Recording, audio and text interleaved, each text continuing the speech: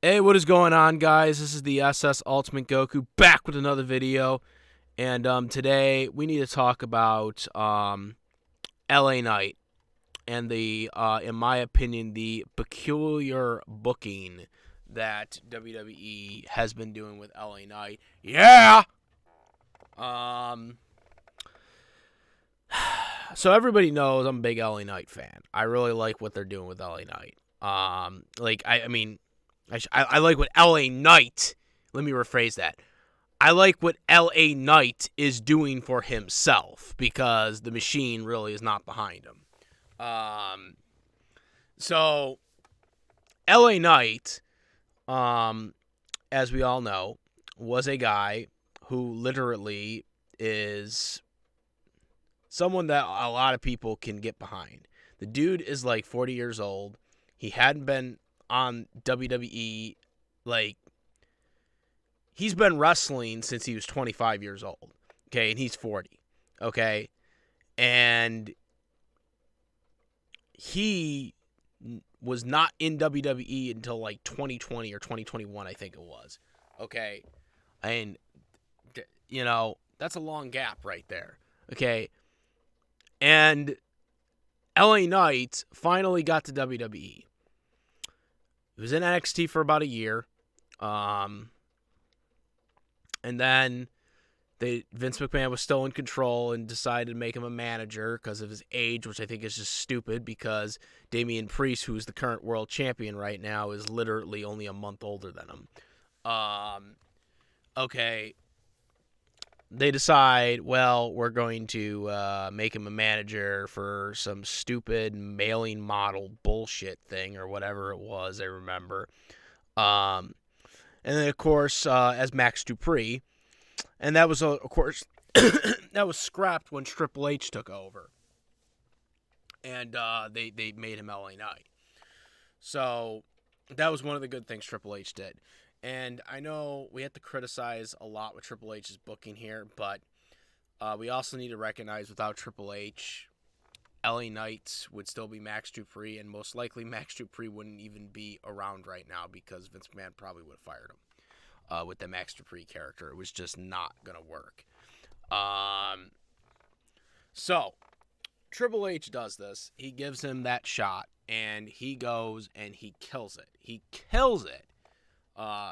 And he's amazing on the mic. He is doing his thing.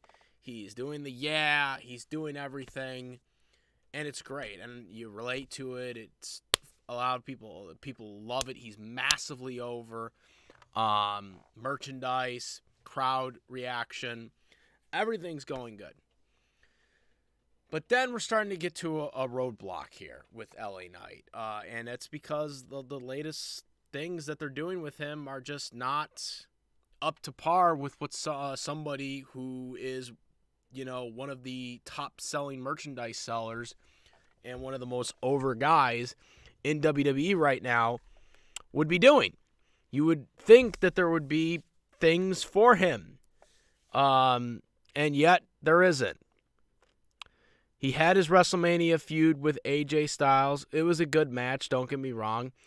But I said this, and I was really pissed about them doing this match because I said that he needed to wrestle Logan Paul. He needed to take that U.S. Championship to really establish himself as an upper mid-card that was on the rise. And now I'm even worried more because now, apparently, we don't know the details, but apparently Cody Rhodes is facing Logan Paul at the next pay-per-view. It's going to be champion versus champion. We don't know. It's really confusing because we don't know if Logan Paul's title will actually be on the line or if it will just be Cody's title on the line or if both titles will be on the line. Right now it's really confusing at how they're doing it because they worded it that way, but then Cody said that it's title for title on a tweet. So, it's really confusing. But if they're going to do that shit, that's just going to ruin LA because now people are like, oh, well, they're waiting for SummerSlam to do the Logan Paul match. I don't think they are, guys. I really, they want him to be, the fans want him to be U.S. champion. and they've been wanting it for a while. And it doesn't seem like I don't understand the idea of this. It to me, it feels like, he has to wait. It feels like WWE or Triple H. It feels like they do not know what to do with LA Knight, even though everybody wants him to succeed and they want to see more of LA Knight. In this recent SmackDown, he was advertised, but he was not on TV. Instead, it was on a super show for the qualifying for the King of the Ring tournament, or the King of the Queen tournament now, as it's called. Do I think he beat Santos Escobar? Do I think LA Knight is going to win the King of the Ring? Probably not. I think they're going to give that to Gunther, if I'm being completely honest right now. But do I think the King of the Ring would be a good accolade for LA Knight to win? Yes, if they actually do it right and they do it in the Stone Cold Steve Austin approach where he doesn't wear the damn crown and stuff like that. Because, I think the King gimmick has been overdone to death. I really hope that the winner of the King of the Ring this year doesn't, put the goddamn crown on and shit like that and then start using it as a gimmick always. That's been done to death, and it doesn't need to be done anymore. A lot of these King of the Ring winners back in the 90s did not use the King gimmick. When they won the King of the Ring, Ken Shamrock didn't do it. Austin didn't do it. Triple H, Triple H wore it, but then broke the crown afterwards. So you can win the King of the Ring tournament and not actually prance around with the damn crown. You can use it as a stepping stone, which if LA Knight wins the King of the Ring, that would be the way I would see him doing it, instead of having to wear the crown and have it as a king gimmick or whatever. But honestly, I don't really know if him winning the King of the Ring is a good idea right now, because again, what about Money in the Bank? Because Money in the Bank's coming up, and people are going to want him to win Money in the Bank. I know if he qualifies. And that's what I'm saying. Where are we going with LA Knight? Now, for people that are wondering, because his contract ends in April or May of next year, people are wondering, what are they going to do with LA Knight? They might not renegotiate, or they're trying to get him at a lesser bargain. No, I don't believe that's going to happen. LA Knight was handpicked by Slim Jim. So LA Knight's not going anywhere. LA Knight, I don't believe, is going anywhere. He was handpicked by Slim Jim to be the new spokesman, following the great legendary Randy Macho Man Savage. Ooh, yeah, dig it. My favorite wrestler of all time. There's no way he's going anywhere. WWE are not going to want to piss off Slim Jim. They pissed off Slim Jim before, which is why they left WWE for WCW when Randy Savage left. So they're not going to... LA Knight's not going anywhere. It's just a matter of what WWE's going to do.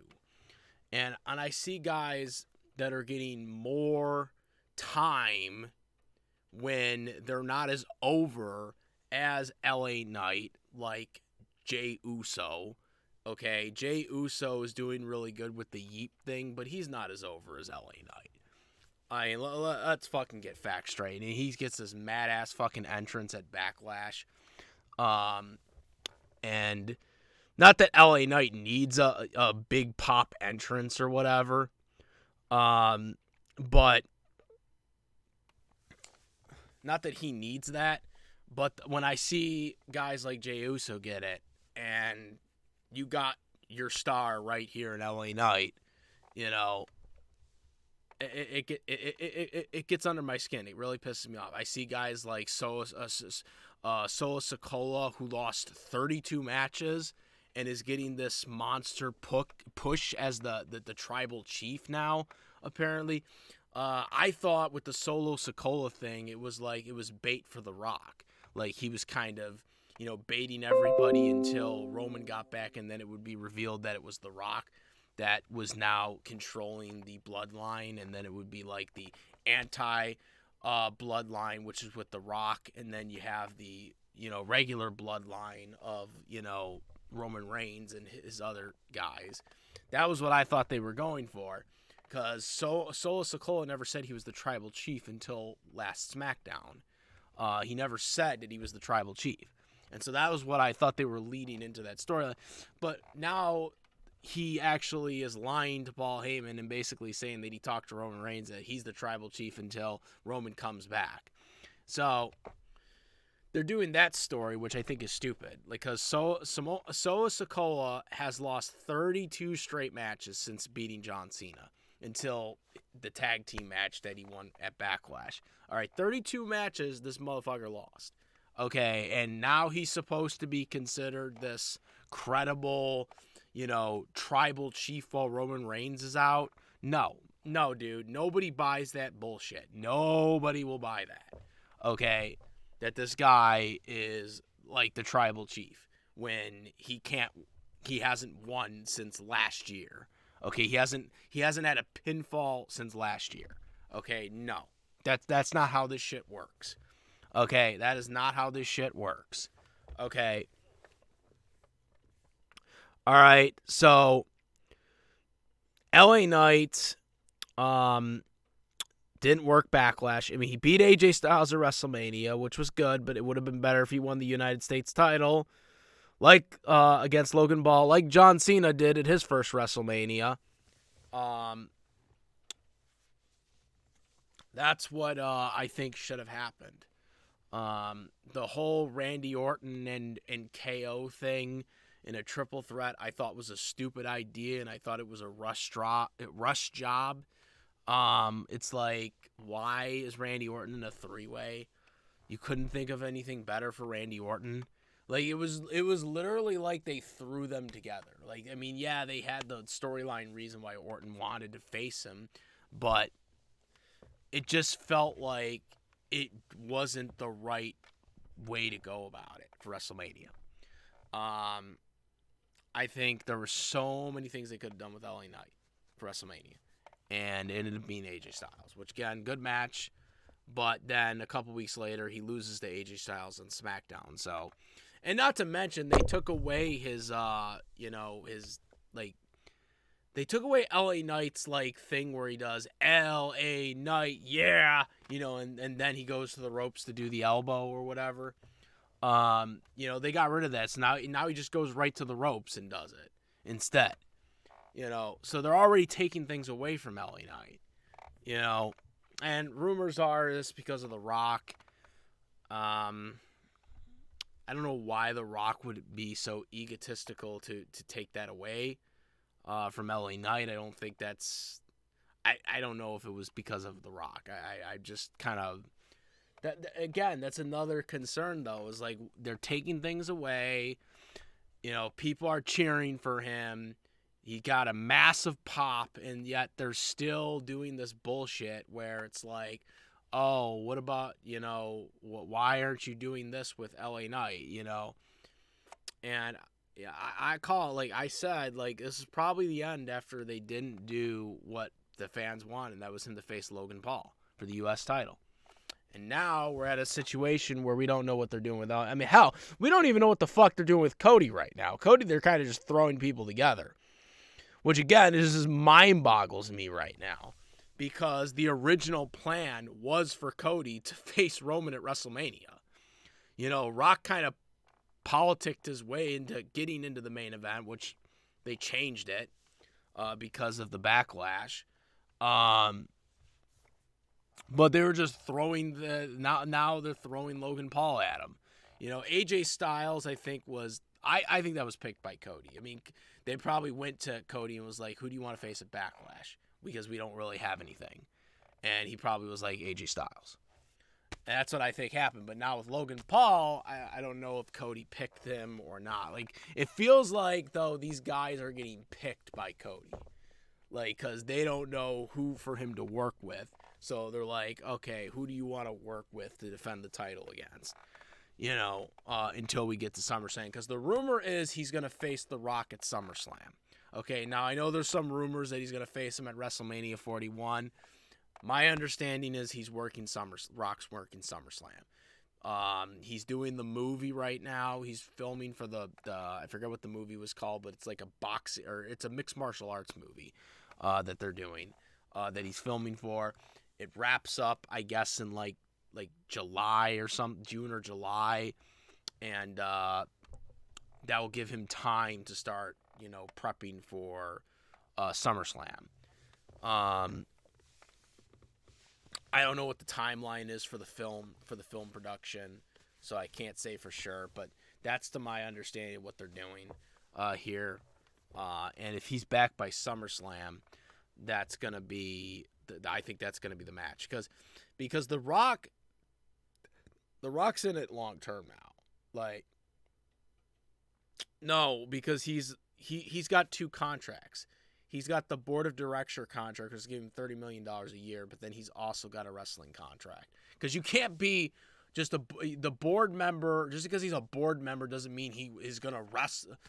A board member is a different contract altogether versus a wrestling contract. So he's got two contracts. He got the board contract, and he's which is the big one, and then he's got the freaking wrestling contract.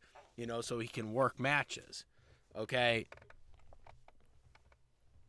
So he's gonna be doing something, but this main video is by LA Knight. Like, if he is not in the Money in the Bank match and he doesn't win that, or if he doesn't win at SummerSlam, there's gonna be concern. There's definitely gonna be concern if he's not in any of those. And that's going to be another problem too, because if he doesn't win the Money in the Bank, like if he qualifies for Money in the Bank and he doesn't win, there's going to be an uproar about it. But again, I think he should win the U.S. title before he wins Money in the Bank, because I want him to establish himself, with the title, with the mid-card title, before he goes for the world title.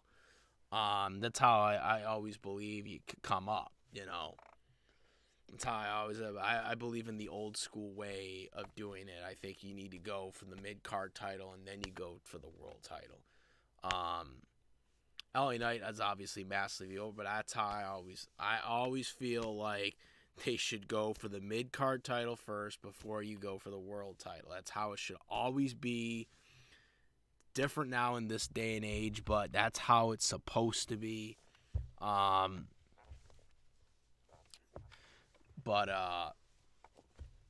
if he wins Money in the Bank, I'm not going to complain about it, though. That's not saying, like, he wins Money in the Bank, I'll be happy too. But with the way everything is right now, I mean, how are you going to be able to do that? You got Damian Priest as champion right now for the Raw title, which Damian Priest has been bland as champion so far. I mean, hopefully he turns it around, but there's been nothing really appealing to it. I mean, the whole storyline of him, getting help from the Judgment Day, and he's telling them, I don't want help. He's telling everybody, I don't want help, yet if it wasn't for the Judgment Day, he would not be champion right now because Jey Uso had him beat legitimately, and they gave him the rope break, which continued the match. So again, the booking for Damian Priest's world title reign has been quite stupid. Damian Priest is supposed to be a heel. He's not supposed to be a babyface or a tweener. And no, I don't think Damian Priest should turn babyface, by the way. I think that's a dumb idea if they're doing that. He's fine as a heel. I don't think people will take him seriously as a babyface. They didn't take him seriously as a babyface the last time he was a babyface. And I don't think it's going to just happen now because he's been a fucking world champion. So I think that is a bad idea. I think that's a bad idea by WWE if they do that. But yeah, my thing with LA Knight, I really hope something turns around here for LA Knight because I think LA Knight deserves it. And hopefully we'll see something soon. But yeah, I'm really kind of upset with the way they're booking stuff. Let me know what you guys think. What do you guys think they should do with LA Knight? Do you guys agree? Do you guys disagree? Let me know. Comment, rate, like, favorite videos. Please subscribe. Hit the notification bell for the latest content. Thank you. And that's about it. Yeah. I'm the SSL Goku Moderate. Peace.